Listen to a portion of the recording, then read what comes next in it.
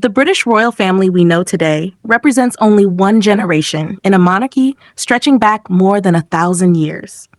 Across this vast span of time, power was won and lost through bloody succession wars, foreign invasions, political marriages, and relentless ambition. From Saxon warlords to Norman conquerors, and from Viking kings to Anglo-Saxon saints, the story of the British monarchy is inseparable from the birth of England itself. This is the complete history of the British monarchy, condensed, corrected, and refined. Our story begins in the 8th century, long before England existed as a unified nation. At the time, the British Isles were divided into rival kingdoms ruled by Angles, Saxons, Jutes, and Britons. Among them was a Saxon prince named Egbert of Wessex, born in 771 AD. He was the son of Ealhmund, King of Kent, and a descendant of the royal house of Wessex, giving him strong claims to power. When Egbert was still young, his father died, triggering a violent struggle for control. The throne of Wessex fell to Beorhtric, supported by the powerful kingdom of Mercia. Egbert challenged this rule and failed, forcing him into exile in Francia.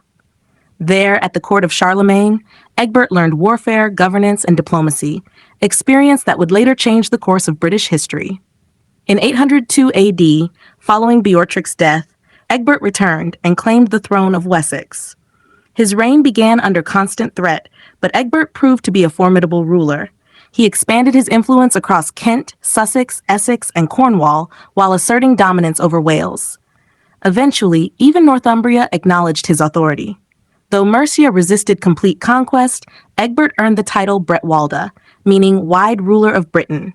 His reign laid the foundation for a united England. Egbert died in 839 AD and was succeeded by his son Aethelwulf. Soon after, a terrifying new enemy appeared, the Vikings. Danish raiders began striking England's coasts with increasing ferocity. Although Aethelwulf defeated them at the Battle of Aclea in 851 AD, the Viking threat had only begun. After Aethelwulf's death, his sons ruled in rapid succession. Aethelbald's controversial reign ended early, followed by Ethelbert, who faced escalating Viking attacks, including the sack of Winchester. Upon his death in 865 AD, his brother Ethelred I inherited a kingdom under siege. That same year, the Great Heathen Army captured York, establishing a permanent Viking foothold in England. Ethelred and his younger brother Alfred fought desperately to resist the invasion. After several battles, Ethelred died of his wounds in 871 AD, leaving Alfred to rule a collapsing Wessex. Alfred's early reign was disastrous. The Vikings overran Mercia and nearly conquered all of England. Betrayed by allies and forced into hiding in the marshes of Somerset, Alfred appeared defeated.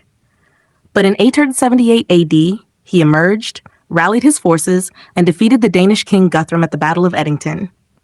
The Treaty of Wedmore followed, dividing England between Saxon rule and the Danelaw.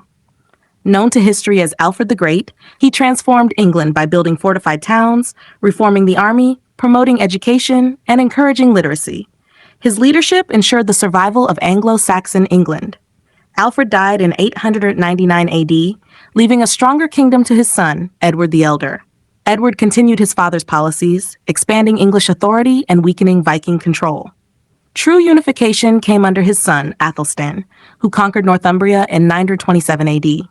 After defeating a combined force of Scots and Vikings at the Battle of Brunanburh, Athelstan became the first ruler to control all of England. He is remembered as the first true king of England. Following Athelstan's death in 939 AD, his brother Edmund Thirst faced renewed Viking uprisings. A strong ruler, Edmund reasserted control but was murdered in 946 AD. His brother Edred ruled briefly before dying in 955 AD. Stability returned under Edgar the Peaceful, who ruled from 959 AD. His reign was marked by internal peace, religious reform, and economic strength. However, his death in 975 AD plunged England back into turmoil. Edgar's son, Edward the Martyr, was murdered in 978 AD, clearing the path for his half-brother Ethelred II, remembered as the Unready. His reign was marked by poor leadership and renewed Viking invasions. In 1002 AD, Athelred ordered the St. Brice's Day massacre, killing Danish settlers. This provoked Sweyn Forkbeard of Denmark, who invaded England and forced Athelred into exile. Though Sweyn died shortly after taking the throne, his son Canute returned in force. After defeating Ethelred's son Edmund Ironside, Canute became King of England in 1016 AD, ending over 2 centuries of Saxon rule. Canute the Great proved to be a capable and intelligent ruler. He respected English laws, worked closely with the church, and united England, Denmark, and Norway into a North Sea empire.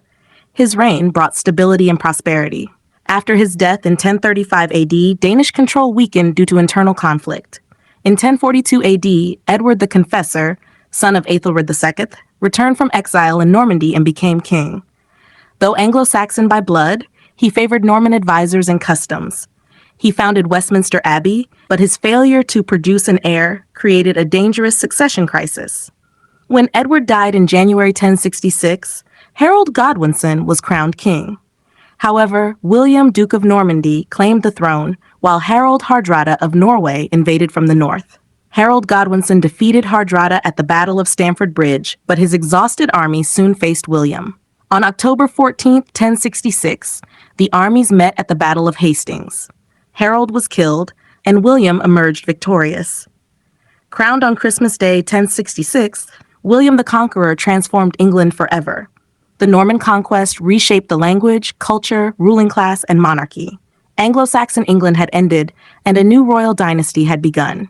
From Egbert of Wessex to William of Normandy, the British monarchy evolved through conquest, survival, and adaptation. Power changed hands many times, but each ruler left a lasting mark. The monarchy did not merely survive history, it shaped it.